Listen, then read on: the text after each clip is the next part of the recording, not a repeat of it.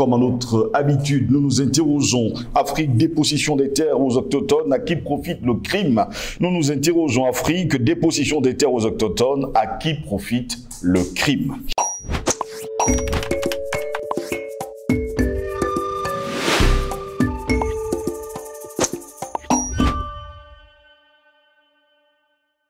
Madame, Monsieur, bonjour, très heureux de vous retrouver sur Panafricaniste TV, la chaîne de télévision des panafricanistes. Et c'est toujours un plaisir de vous retrouver sur cette chaîne pour vous apporter le meilleur de l'information sur un plateau d'or. Bienvenue à toutes et à tous à cette autre édition de Parole panafricaniste. La crise alimentaire et la crise financière sont réunies pour provoquer un nouvel accaparement des terres à travers le monde et surtout dans les pays africains.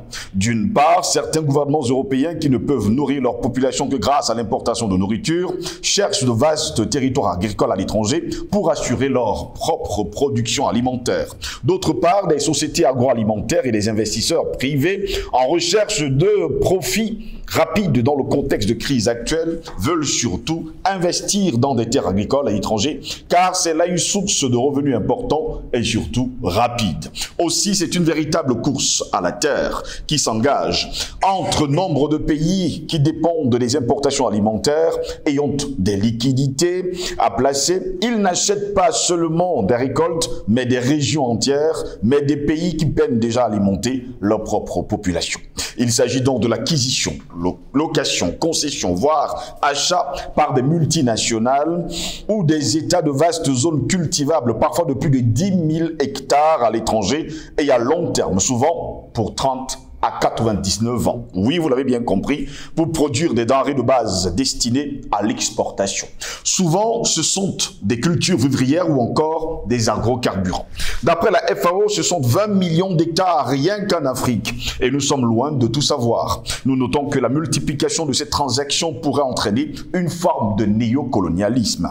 Des États pauvres produisent justement de la nourriture pour les pays riches aux dépens de leur propre population affamée. Le phénomène n'est pas totalement nouveau, mais ce qui a ému l'opinion publique, c'est l'affaire Daewoo Logistics, révélée à la mi-novembre 2008. Cette société sud-coréenne négociait déjà l'achat d'une concession de 1,3 million d'hectares à Madagascar, la grande île, moitié des terres cultivées de l'île, pour une durée, tenez-vous bien, de 99 ans. Elle désirait produire du maïs et de l'huile de palme en faisant appel à une main-d'œuvre principalement sud-africaine. Cette production était destinée avant tout à la Corée du Sud.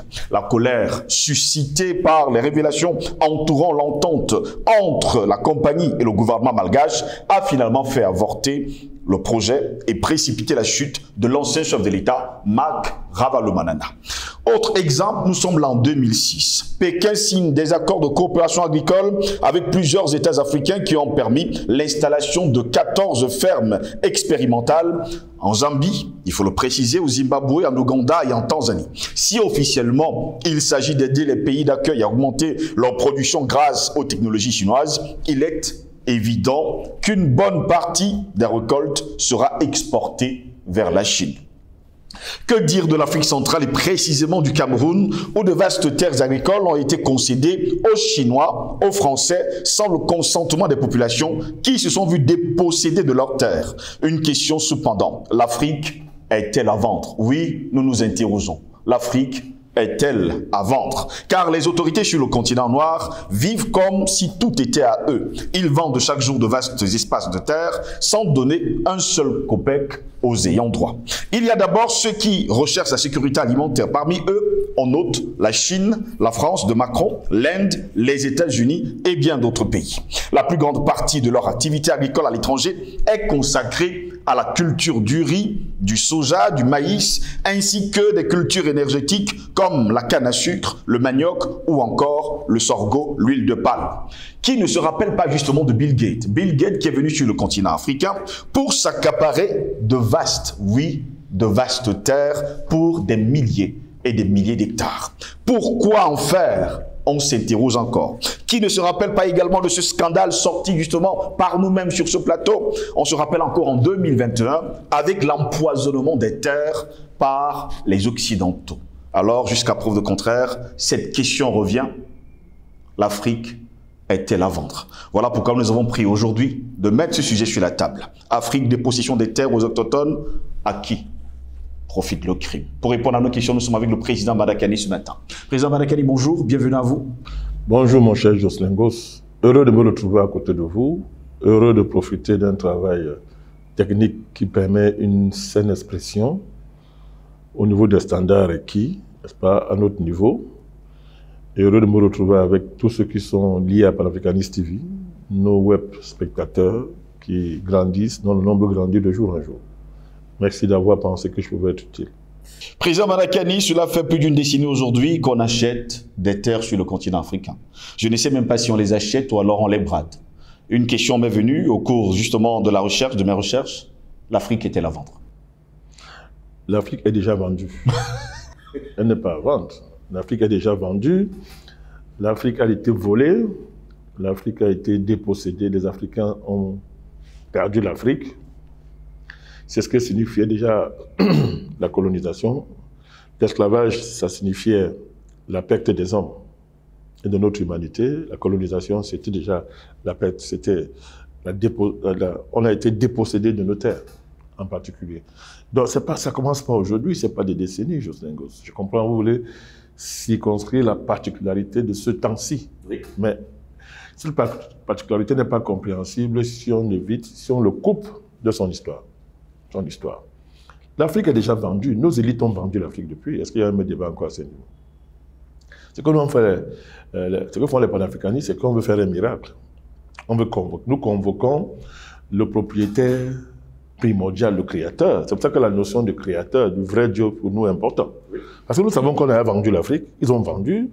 C'est le pacte qui lie l'Occident aux élites endocoloniales africaines, oui, qui participent d'une classe créée depuis des millénaires et qui se reproduit, n'est-ce pas, à travers l'assurance et la sauvegarde de cette vente historique du continent africain à l'étranger, à l'occupant étranger.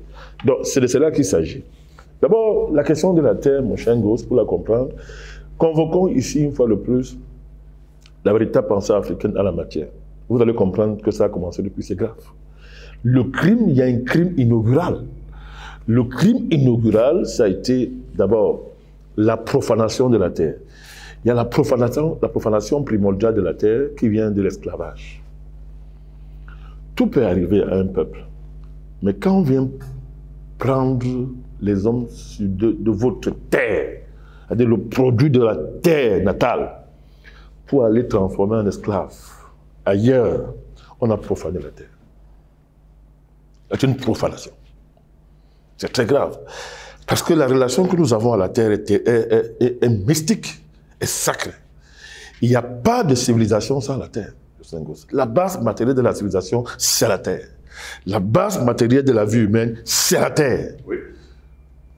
Je vais m'aller loin. La base matérielle de toute relation avec Dieu, c'est la terre. Mon cher Justin. Donc, il y a ce que j'appelle le crime fondamental, ça a été l'esclavage. On est venu chez nous, on a occupé nos terres parce qu'on ne prend pas, on ne ramasse pas par millions vos populations sans contrôler votre terre. Du tout. On a pris, on a amené. Ça, c'était le premier signe qui marquait notre fin. C'est-à-dire, nous ne sommes plus humains, Jocelyn Goss. Mais il n'y a que des humains qui peuvent posséder la terre, Jocelyn. Vous avez vu un animal posséder la terre? Du tout. Donc, quel était le paradigme fondamental de l'esclavage? Ce n'était pas le fait qu'on n'était pas des humains. Justement. Ce n'est pas le fait de poser comme principe de l'esclavage, le fait que non, ce ne sont pas des humains. Les objets meubles, les choses les dépassent. Les choses les dépassent. Donc, à partir du moment où vous devenez des choses, mais votre terre, vous pouvez plus revendiquer la terre.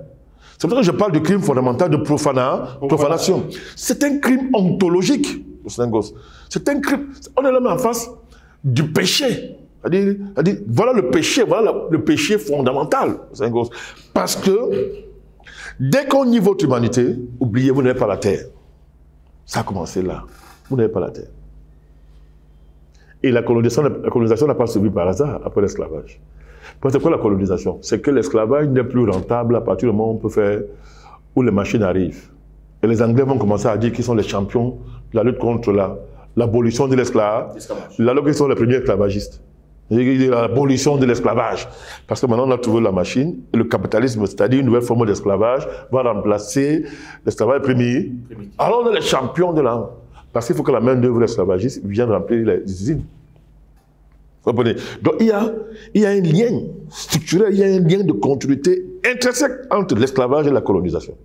Or, quand arrive la colonisation, la profanation originale de la terre, le crime fondamental va continuer en se manifestant d'une autre manière. C'est-à-dire que pour l'Afrique, pour l'homme africain, la terre est sacrée. On ne la vend pas, ce n'est pas une marchandise. Du tout. La terre, ce n'est pas une marchandise. Sa transmission et sa gestion relèvent d'un système juridico-holistique, divinisé, Jocelyn Gosse, qui fait que la terre est vouée à un usage, l'usage familial, l'usage traditionnel familial, n'est-ce pas? Les hommes jouissent de la terre, ils jouissent de la terre. On ne gagne pas la terre, on jouit de la terre. Et la terre est gérée par les notables, les chefferies, les notabilités établies. Ça dépend si on est dans une société à fort régime centralisé ou une société traditionnelle à régime décentralisé. Mais il y a toujours un notable. Par exemple, chez vous, chez les Bassa, les Bombok. Le Bombok, c'était lui qui était chargé de gérer ça. Et il le gérait entouré d'un conseil de représentants de famille qui étaient soumis à sa protection. Pour prendre seulement le cas de Bassa, mais il n'y a pas que les Bassa. Dans toute l'Afrique, ces principes-là sont... Ce rapport à la terre est intangible. Quand le colon vient, qu'est-ce qu'il fait? Par la puissance militaire, il s'établit. Et qu'est-ce qu'il va faire? Il va déclarer une loi. Si on prend le Cameroun, c'est les Allemands qui font ça. Je crois en 1896, pour le cas musulman. Ils vont instituer le concept fondamental de la profanation, de la dépossession, de l'arrachement de nos terres, de nos mains. Ils vont décréter que le concept de terres vacantes et sans maître. Les terres vacantes sans maître. Vous trouvez un territoire qui est gouverné par une organisation sociopolitique traditionnelle. Mais vous décidez que ces terres-là sont vacantes et non pas de maître. Et le droit traditionnel, je ne dis pas le droit coutumier, je dis bien le droit traditionnel. Parce que le problème que nous avons en Afrique, c'est que nous n'avons pas encore de juristes capables de décliner en théorie le droit oral africain. Quel supérieur au droit écrit? Même si l'Afrique n'a pas découvert l'écriture, c'est nous qui avons inventé l'écriture. Mais l'oralité africaine ne veut même pas dire absence d'écriture, contrairement à ce que les gens croient. L'oralité africaine ne veut pas dire absence d'écriture. Mais ce n'est pas un débat qu'il faut ouvrir maintenant. Donc vous voyez très bien que des systèmes juridiques traditionnels auxquels il faut ajouter un ordre de gouvernement politique et un ordre ontologique, un ordre civilisationnel. Le tout, ce sont des civilisations traditionnelles. Donc, on va démanteler ça, Jocelyn Gosse. On va démanteler ça et on va remplacer le droit foncier traditionnel par ce droit étranger sur la base du principe que le principe des terres vacantes sans maître. C'est comme ça que l'Afrique va être dirigée par tout un droit à partir des années, comment on appelle ça, ça part des années 1885, parce qu'il faut remonter à la conférence de Berlin, 1885 jusqu'aux années 60, où nous perdons totalement la maîtrise de nos terres, parce que nous n'avons plus de pouvoir sur nos terres. À partir du moment où le système juridique qui gouvernait nos terres n'existe plus, a été démantelé. Or, ce système juridique était scellé, je vous ai dit, par un mode d'organisation qui partait de l'échelon le plus élevé de la société traditionnelle, à savoir la chefferie ou le notable le plus élevé, si on est dans une société décentralisée, jusqu'à la concession familiale de la famille. C'est les lignes, depuis la tête la plus élevée, le chef, parlons comme ça, le représentant traditionnelle de la société, n'est-ce pas, jusqu'à l'unité la plus basse, la famille. C'est ça qui scellait ce qu'on pourrait appeler le droit de la terre. On jouissait de la terre. Il n'y avait pas aujourd'hui, ce qu'on appelle aujourd'hui, les législations foncières qui individualisent la propriété de la terre. Parce que le droit foncier occidental, lui, il vient avec la propriété individuelle de la terre. Ça devient pour quelqu'un, indépendamment, n'est-ce pas, de la communauté. Ça devient une marchandise.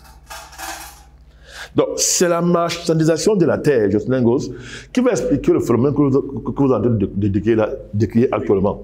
C'est la marchandisation de la terre qui explique la marée coloniale à la question et la perte totale de pouvoir que nous avions sur nos terres, sur nos espaces territoriaux. Donc, c'est de ça qu'il s'agit. Donc, on ne comprend pas la question foncière si au départ, on ne fait pas le lien entre l'esclavage, qui est le péché originel, qui profane, c'est-à-dire qui établit le crime qui profane la terre. Parce que quand vous enlevez le propriétaire de la terre, vous l'envoyez à l'esclavage, c'est le crime. Parce que la relation mystique qui est entre la terre et lui, vous l'avez rompu, vous l'avez rompu. C'est très grave. Donc, le colon, lui, vient maintenant, il prend. Parce que quand il prend la terre, mais il y a le haut, le dessus de la terre, il y a le bas de la terre. Oh, qu'est-ce qu'il venait chercher les matières premières, non? Oui. Mais alors, donc s'il a pris la terre, il prend vos mines. Il prend toutes vos matières premières. Voilà pourquoi les législations dans les pays africains jusqu'à présent, depuis les années 60 jusqu'à présent, vous allez voir, la question foncière est inséparable de la question forestière, de la question du droit minier. Ça va ensemble. Et on ne pouvait donc pas laisser le pouvoir traditionnel de la terre intact. Il fallait détruire ça, Jocelyn Gosse. Détruire ça complètement, parce que ça allait être le premier obstacle. C'était l'obstacle fondamental à la colonisation, n'est-ce pas? C'est-à-dire la colonisation de la terre et de ce qu'il y avait au-dessus de la terre et en dessous. Au-dessus de la terre, il y a des civilisations. Il y a les modes d'organisation de l'espace. Il y a des croyances. Il y a des mystiques, il y a des spiritualités, il y a des hommes qui incarnent tout ça. Ça, c'est le dessus de la terre. Maintenant, en dessous, il y a les matières premières, les richesses. Oui, Jocelyn Gosse. Donc, le colon, qu'est-ce qu'il fait? Il faut qu'il détruise tout ce qui est au-dessus de la terre. Pour pouvoir prendre ce qui est en dessous. Ah, vous avez compris, c'est de cela qu'il s'agit. Voilà pourquoi vous allez voir dans beaucoup de pays africains, si on prend pratiquement le cas du Cameroun, vu comme Douala a un problème sérieux. Et c'est maintenant un problème national au Cameroun. La question des terres, c'est grave. C'est grave, c'est une bombe au Cameroun. Pourquoi? Parce que, vous prenez vu comme Douala, les terres ont... C'est-à-dire que le système de gestion de la terre avant la colonisation a disparu, démantelé.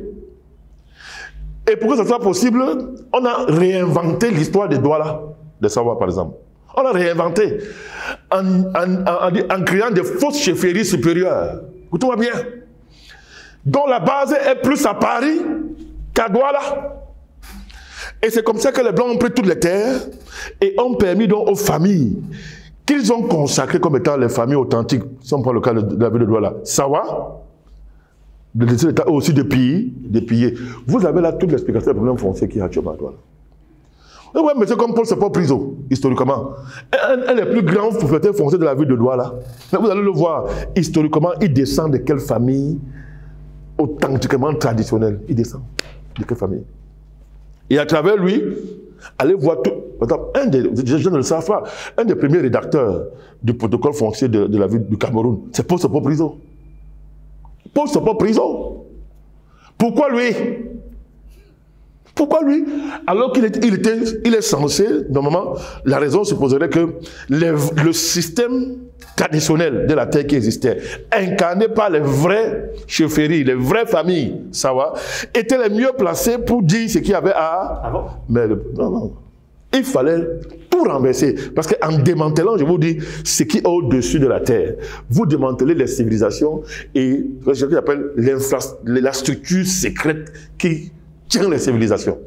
les portes mystiques, les hauts lieux spirituels, vous comprenez, qui permettent la gestion des contacts avec d'autres mondes, parlons comme ça. Je suis obligé d'aller dans ce fond-là. Par exemple, donc, mais, si vous voulez pénétrer dans une ville, si vous voulez prendre un territoire, vous devez neutraliser, parlons comme ça, le système spirituel qui maintient l'ordre sur ce territoire. Donc vous démantelez ce qui représente ça. Or, qui étaient les dépositaires? Ce sont les familles, les chefferies et les familles dans une interaction civilisationnelle qui était garantie par la cohésion historique, généalogique de la société. Démanteler ça. Vous ne comprenez pas, par exemple, le drame dans une ville comme Douala en matière foncière, si vous évacuez ce que je suis en train de vous dire. Vous allez comprendre la relation particulière que certaines familles du Cameroun ont avec la France. Par exemple, avec l'Allemagne historiquement. Vous allez comprendre. Vous allez comprendre le drame du Cameroun. Et le drame maintenant de ce qu'on appelle le cycle actuel de pillage foncier. Vous allez comprendre comment les élites politiques, n'est-ce pas, à partir qui assurent la continuité coloniale du droit colonial foncier, continuent à arracher les terres. Parce que l'État lui-même, les États eux-mêmes, après la colonisation, ont repris à leur compte le droit foncier colonial, qui est un vol, un pillage, un crime foncier. On arrache les terres à ceux qui étaient les dépositaires, les gestionnaires, pas les propriétaires. Les Africains ne parlent pas comme ça de la terre. On craint Dieu. On craint Dieu. Pas les propriétaires, les gestions. Voilà pourquoi on ne vendait pas la terre en Afrique. On ne vend pas la terre. La terre, c'est Dieu, c'est sacré. On ne l'aliène pas. Et imaginez le degré d'élévation d'une telle conception de la vie, de la terre. Et du coup, la terre n'est pas seulement... On peut vendre la terre parce que la terre, c'est un point de rencontre entre le ciel et les hommes. On ne peut pas vendre ça. Ça sert à faire des vrais rituels. Je ne parle pas de fétichisme bizarre des Africains. Je parle des vrais. C'est une véritable pratique spirituelle, une véritable relation avec le ciel est inconcevable sans la terre. Et on ne vend pas parce que vendre la terre, c'est vendre Dieu. Il n'y a que les sociétés complètement paganisées, versées dans le péché et le mal, qui vendent la terre et dorment tranquilles. Et dorment tranquilles. Voilà pourquoi un des problèmes graves de nos sociétés, au point de vue de la civilisation et des traditions, c'est la marchandisation de la terre. Et des États qui reprennent ça à leur compte, comme les États africains en général, et camerounais en particulier, qui sont assis tranquilles, s'amusent avec la terre, mais c'est une malédiction. Voilà pourquoi nous nous appelons des États néocoloniaux. Parce que culturellement, ils sont dans ça. Ils ne peuvent pas sortir de là. On ne vend pas la terre gauche. Les Africains ne vendent pas la terre. Si les gens prétendent qu'ils veulent retourner à leur tradition, voilà les défis à relever, voilà les vrais défis traditionnels authentiques à relever. On ne vend pas la terre. Alors, donc, je tente de vous dire que la question foncière, on ne la comprend pas si on évacue toute cette histoire qui explique le présent. Pourquoi Madagascar veut vendre ses terres? Comment un président, soi-disant élu démocratiquement, veut vendre la moitié de son territoire à une entreprise, une multinationale étrangère, dont on l'a élu pour ça? Oui, de démocratie. Vous ne pouvez pas avoir une démocratie sincère si vous ne réglez pas la question de votre rapport à la terre. Et ça va poser le problème de la matrice civilisationnelle qui engendre la démocratie. Vous voyez comment on élit quelqu'un démocratiquement, entre guillemets, et ils viennent vendre la moitié du pays. Tous les dirigeants africains là sont élus démocratiquement, hein, mais leur premier acte, ils veulent vendre toute la terre. Mais c'est quoi quelle est cette culture, cette philosophie de la vie qui est démocratique, mais qui vend la terre africaine? Pourquoi nous sommes contre la démocratie néocoloniale? Nous sommes contre ça parce que nous connaissons les vrais enjeux. Il y a une malédiction là, spirituelle. C'est une malédiction de vendre la terre et de dire que tu as été élu, tu vends la terre. Non, c'est une démocratie satanique. Pareil au Kenya, partout, les pays que vous étiez, en Zambie, au Zimbabwe, c'est la question de la terre, Josengos. La malédiction, ça engendre des guerres. Et la paix n'est pas possible avec ce genre de système. La paix est impossible.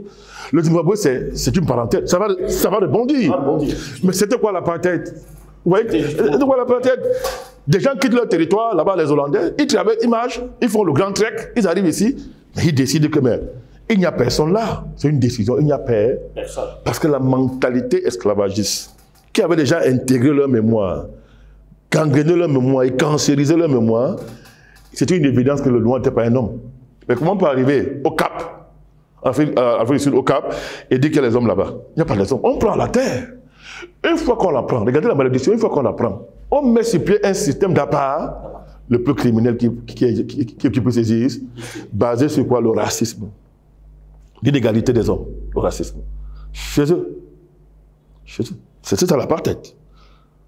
Ah, Alpha Blondy a dit apartheid is nazisme. Vous connaissez la chanson? C'est le nazisme. Il avait raison. Le système d'apartheid concentre le nazisme, la colonisation, l'impérialisme, tout ce qui a de mauvais est concentré dans le système d'apartheid. Vous savez pourquoi? Parce qu'en bas, il y a la question de la terre. Et il y a la question frontière. Ça a dépassé Mandela. Il n'a pas voulu aborder ça.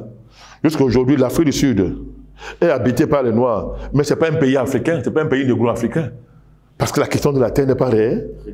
Toutes les guerres de l'humanité, Jocelyn Goss, allez voir, allez lire la terre. L'Amérique, les États-Unis, c'est un pays maudit. Vous savez pourquoi? Mais ils ont pris les terres qui ne les appartiennent pas. En liquidant les propriétaires. Chaque fois qu'on veut liquider un peuple, on prend la terre. Chaque fois qu'on veut prendre la terre, il faut liquider, il faut génocider le peuple qui est là, qu'on a trouvé. Vous comprenez? Oui, que la question de la terre se confond avec le sang. Et quand vous versez le sang, Dieu va descendre tout le temps pour de gueules à faire. C'est une affaire qui ne finit pas. L'Amérique, c'est un pays maudit. C'est pour ça que les États-Unis peuvent continuer dans la guerre. Ils ont développé le système militaire le plus guerrier de l'humanité. Parce qu'ils savent le contentieux originel fondateur de l'État est un contentieux qu'on ne peut pas régler historiquement pas. Parce que la richesse des Américains vient d'abord fondamentalement du fait d'avoir pris les terres des Indiens. Et maintenant, venir mettre ça en valeur par l'esclavage. La malédiction entraîne la malédiction, Jocelyn Goss. Le crime produit le crime, ainsi de suite. Crime fondamental. On liquide les Indiens, ils ne sont pas des êtres humains, ce sont des chiens. Parce qu'on veut la terre. On s'installe. La conscience est surchargée. Le crime là qui engendre les démons du crime qui vous persécutent. Allez, on va chercher les Noirs. Cherchez les Noirs. Il y a un prêtre égaré là qui dit que non, ayez pitié des Indiens. Ils sont faibles. Allez chercher les Noirs sont forts. Le fameux Las Casas. Vraiment, je crois que, bon, il fait pitié. Il fait même pitié, ce pauvre type. Donc, vous voyez, c'est-à-dire qu'on va chercher les Noirs. L'esclavage. L'esclavage crée un système guerrier. Parce que pour maintenir tout ce système-là, il faut faire la guerre. Il faut développer les armes.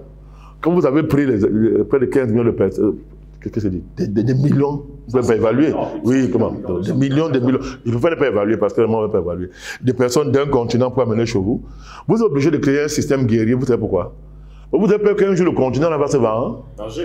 Donc même après l'esclavage, vous allez créer de nouveaux systèmes esclavagistes parce que vous avez peur qu'on mette sur la table la question de la réparation de ce crime-là. Vous voyez comment l'Amérique court contre ses démons, non? L'Amérique court contre ses propres démons. Et le monde entier a un système de démons. Parce que la question de la terre, vous allez au Canada, vous allez en Australie, la question des aborigènes, vous allez en Amérique latine, tout ça, vous allez voir, c'est la question de la terre. Et c'est dit à quoi? Parce que l'Occident a colonisé le monde en génocidant pour s'accaparer des terres. Parce que quand vous avez les terres, comme je vous ai dit, vous avez ce qu'il y a en dessous et ce qui est au-dessus de la terre. Donc, la question que vous posez, des États africains qui sont devenus des grands vendeurs de terrain face aux Chinois et comme ça, mais c'est quoi? La malédiction continue. Il faut stopper ça. Les grandes batailles panafricanistes que nous avons menées plus tard, c'est ça. Il n'y a pas de panafricanisme sans régler la question frontière. Il ne faut pas rêver. C'est la base. Je ne dis pas de retourner dans le féodalisme passé. Il ne s'agit pas de retourner. Non, il ne s'agit pas. Mais je dis que ce n'est pas négociable. La question n'est pas négociable. Ce n'est pas négociable. Aucune réforme de la terre qui ne revient pas à ses fondamentaux, ce n'est pas une réforme, c'est des choqueries. C'est des choqueries. La question de la terre, c'est ce qui a posé pendant longtemps Mugabe à l'Occident, non? Oui. C'est ça. Accord de Lancaster House, on refuse de respecter. Jusqu'aujourd'hui. Et Mugabe, c'est un dictateur, c'est un démon. Parce qu'il réclame le respect de ça. On met son pays sous embargo pendant des années et des années. Et après, on dit que la crise économique, c'est à cause de lui. Alors qu'il y a l'embargo, hein. On fait tout pour détruire son économie. Vous allez voir partout la question de la terre. Au Cameroun, aujourd'hui, il y a une colonisation du pays par les endocolons. J'appelle ça l'endocolonisation, actuellement, atteint son paroxysme par l'accaparement des terres, par les enfants de l'ENAM, les fonctionnaires. accaparent les terres. Et ils sont les prête-noms des multinationales étrangères. Ils créent les grandes plantations dans leur village et ils se vantent. Ils disent que non, on est les modernisateurs. Ils ne modernisent rien. Ils singent la bourgeoisie occidentale, européenne. Mais ce sont les crypto-bourgeois, non, même pas crypto. Ils ne peuvent même pas être des bourgeois. Ils veulent tropicaliser le mécanisme bourgeois. L'homme bourgeois, c'est lui, l'homme bourgeois, pour émerger, a démantelé la féodalité et la monarchie. Il a démantelé ça. Il a remplacé ça par la République moderne et le salariat. L'industrie, qui a commencé par la manufacture, l'évolution anglaise, qui va embraser tous les autres pays européens et va donner l'avantage historique qu'on connaît à l'Angleterre. Bon, alors, et la bourgeoisie a débouché sur la colonisation, sur l'impérialisme, sur la mondialisation. On s'accapare de vos riz. Voilà des faux bourgeois. Voilà des endo-bourgeois. Il faut chercher quel mot même pour les qualifier. Ils singent la bourgeoisie. Ils disent que non, en accaparant les terres, ils modernisent les villages. N'importe quoi. D'abord, la révolution bourgeoise a débouché sur une immense salarisation des sociétés européennes. C'est-à-dire que l'ancien serf de la société féodale, même le noble de la société féodale, vous lui offrez un travail nouveau, contre un salaire. C'est ce que j'appelle, ce qu'on appelle la salarisation. Vous comprenez? Mais regardez ces gens dans les villages. Est-ce qu'ils font la salarisation? Du tout. Ils créent le lumpen salarié. Le lumpen salarié, ils appellent ça la salarisation. Le lumpen salarié, ils appellent l'esclavage. Lumpen prolétariat. Vous êtes gentils, ce ne sont même pas les prolétaires. Ce ne sont pas les prolétaires, c'est-à-dire qu'ils se vantent de ça. Deuxièmement, ils ne transforment pas leur pays en de véritables républiques. Les républiques là sont des républiques endo-coloniales. Ce n'est pas ça la république. Endo-colo, si vous voulez copier quelqu'un, copiez au moins ça bien. Imitez-le bien. Mais leur copie là, ça fait pleurer. Ça, c'est pas une république, ça. Deuxièmement, troisièmement, et c'est très important, ils n'arrivent pas à mettre hors de leur territoire l'occupant étranger. Ils deviennent des sous-traitants de multinationales étrangères. Ziegler a appelé ça la bourgeoisie comprador. Comprador. Ils n'ont aucun projet. Ils ne modernisent ni leur village, ni le pays. Donc vous avez affaire à des sauvages d'un autre genre, n'est-ce pas? Des bandits, c'est-à-dire ce sont des brigands, des bandits. On pourrait appeler même les corsaires fonciers. Vous connaissez les corsaires, non? Et les corsaires fonciers, c'est-à-dire que des bandits, des corsaires fonciers, qui arrachent ce qui ne les appartient pas. Parce que le projet qu'ils portent n'est pas mieux que le projet ancien traditionnel. Si au moins c'était mieux, on peut dire qu'on l'oublie. Mais quand vous venez dans un village, vous démantelez le système, vous arrachez les terres. Les gens ne peuvent pas cultiver. Maintenant, pour manger la nourriture, ils n'ont pas d'argent, ça coûte extrêmement cher. Vous créez l'emploi peut-être à 2 ou 10 personnes, vous vantez. Mais les villageois vont faire quoi? Ce n'est pas un progrès pour eux. Ce n'est pas un progrès pour eux. Ils seront nostalgiques du système ancien. Vous allez dire que ce sont des sauvages, ils ne veulent pas le progrès et tout et tout et tout. Vous incarnez quel progrès? Telle est la situation de l'élite africaine urbaine, fonctionnalisé, qui maintenant rentre au village. Jean Makela a écrit un livre, quand l'État entre en brousse au village, c'est la catastrophe. Mais maintenant, nous on dit, maintenant qu'il n'est plus là, quand les élites urbaines et fonctionnalisées rentrent au village, c'est la mort du village. Parce qu'ils n'ont aucun projet qu'ils portent. Ils n'ont aucun projet qu'ils portent, mon cher gosse. Ils arrachent les terres, mais pour un projet minable. Être des sous-traitants du colonnat industriel étranger, être les prête-noms des aventures, n'est-ce pas, étrangères qui viennent s'accaparer de notre sous-sol. Alors, donc vous voyez très bien que le projet que vous vivez là, la question de la terre, où on vend les terres partout en Afrique, est incompréhensible. Je le répète, sans cette histoire, cet arrière-fond. Terminons avec Bill Gates. C'est le sommet. Alors, que ce soit les multinationales, vous savez qu'ils font leur réunion à Davos. À Davos, non? Oui. Voilà. World Economic Forum. Oui. Dirigé par le nazi Klaus Schwab. Oui. Alors, là-bas derrière, dans ces réunions-là, vous avez le projet civilisateur qui est porté par tous les multinationales. Quand vous dites la France achète les terres, non, c'est pas la France, c'est un nom, c'est la belle comme devant. Ce sont les mondialistes qui achètent les terres. Et quel est leur projet, je sais gauche? Vous savez très bien qu'ils sont obsédés par quelque chose. Le contrôle absolu qu'ils doivent exercer sur la démographie. Parce que le pire danger qu'ils courent, tous ces bandits qui sont enrichis sur le dos de l'humanité, ils ont un problème. Si on laisse l'humanité continuer comme ça, ben on va rentrer chez eux un jour, on va les manger crus. Cette révolution-là, ça les hante. Il faut contrôler la terre. C'est le vieux projet néo-malthusien qui est au cœur de la pays anglais, qui vont transférer aux États-Unis. Les Français vont copier. L'Union européenne a pris tout ça. Donc, aujourd'hui, c'est les marchés financiers qui sont au cœur de ce projet et qui sont le patron de tous ces gens-là, Jocelyn Gosse. Donc, quel est le projet qu'il y a derrière, on connaît. Oui, donc, l'endocolonat foncier de nos pays, ces corsaires d'un autre genre rencontrent, travaillent ensemble, n'est-ce pas, avec les mondialistes, c'est-à-dire les patrons des multinationales, les politiciens au service du mondialisme, les marchés financiers.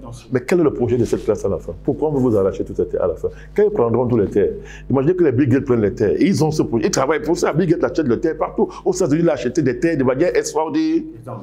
On va vous imposer une manière de manger. Vous avez compris ça? Une manière de boire, le Saint-Gosse. Qui va accomplir le projet néo-malthus si, à travers le vaccin, pas le vaccin, on ne réussit pas parce que vous êtes vigilant. On va réussir parce que vous mangez. Je vous ai dit c'est un jour que désormais l'acte de manger, de boire, de se divertir est devenu un acte policier, premier niveau. C'est-à-dire que la répression du système international bourgeois, de la bourgeoisie mondiale, mondialisée, n'est-ce pas? Le système de répression qu'ils ont mis en place, ce n'est pas la répression classique que nous avons connue avec les policiers qui viennent te taper. Non. Toi, tu deviens ton propre agent de répression. Tu deviens ton propre policier. À partir du moment où ils vont contrôler les terres partout, ils contrôlent la vente en ligne. Amazon, par exemple. Ils contrôlent tout ça, mon cher Jocelyn Gosse. Quand ils vont établir ce gouvernement techno-numérique qui veut l'imposer à tout prix, interconnecté au niveau mondial, ce sera terminé. La monnaie numérique sera un moyen de contrôler, de vous contrôler. Les Grecs en ont fait l'expérience, qu'on veut élargir chez vous. Puisque pour avoir la monnaie numérique, ça suppose que vous acceptez quand vous... Oui, bon, utilisons le mot. Quand on digitalise votre main, hein, on va la digitaliser pour que, bon, comme les humains sont des fanfarons, on est très content. Tu as un boîte de nuit, tu danses, tu surveilles ta maison à travers ta main, personne ne peut entrer, tu danses en boîte, ta voiture, personne ne va jamais voler. C'est ce qu'on te dit. Donc tes biens seront sécurisés. Et les gens aiment ça, comme les gens ont été occidentalisés, c'est-à-dire croient beaucoup à l'accumulation personnelle des biens. C'est ça, être occidentalisé. Hein. Moi, c'est pour moi, c'est ma chose. Ça, c'est l'occidental. C'est ma chose. La notion de bien commun. Ça, c'est anti-occidental. C'est ma chose. Comme les gens aiment ça, on met en avant que non, à partir d'une main digitalisée, tout est sécurisé. Ta voiture ne peut plus être volée, la ville sera sûre, puisque la ville sera intelligente. Le monde sera intelligent. Mais une fois que ça sera fait, c'est terminé pour vous. Alors, ils vont réussir leur fameux rêve. C'est ce que j'appelle le génocide universel, qui correspond, Jocelyn Gosse, au péché que j'ai expliqué. Originel là, profanation de la terre. Et si vous remontez loin dans certaines traditions spirituelles, vous voyez que la question de la profanation de la terre a commencé, ce qu'on appelle le jardin d'Éden. Oui. Profanation, par l'avènement sur cette terre sacrée du serpent ancien. Pour ceux qui sont créés chrétiens. Vous voyez, ça dit que ça part de loin. Ça part de loin. Donc il faut stopper cette affaire. Il faut engager une croisade contre cette affaire, mon cher Gosse. Récupération de la terre et réconciliation des législations foncières actuelles avec les traditions originelles, n'est-ce pas, africaines en matière foncière. Quand on aura réussi ça, il sera facile de réussir en politique, de réussir en économie, de réussir au niveau sociétal, même au niveau spirituel, partout, même au niveau géopolitique. Merci, Président Badakali, d'avoir été des nôtres. Le sujet est vaste et nous pensons que nous allons revenir justement sur ce sujet qui nous tient tellement à cœur et nous savons pertinemment ce qui se cache derrière. Mesdames, Messieurs, c'est ici que s'achève cette édition de Parole panafricaniste. Au plaisir de vous retrouver très prochainement. Restez sur Panafricaniste TV, l'information est en continu sur notre chaîne. Bonne journée à toutes et à tous.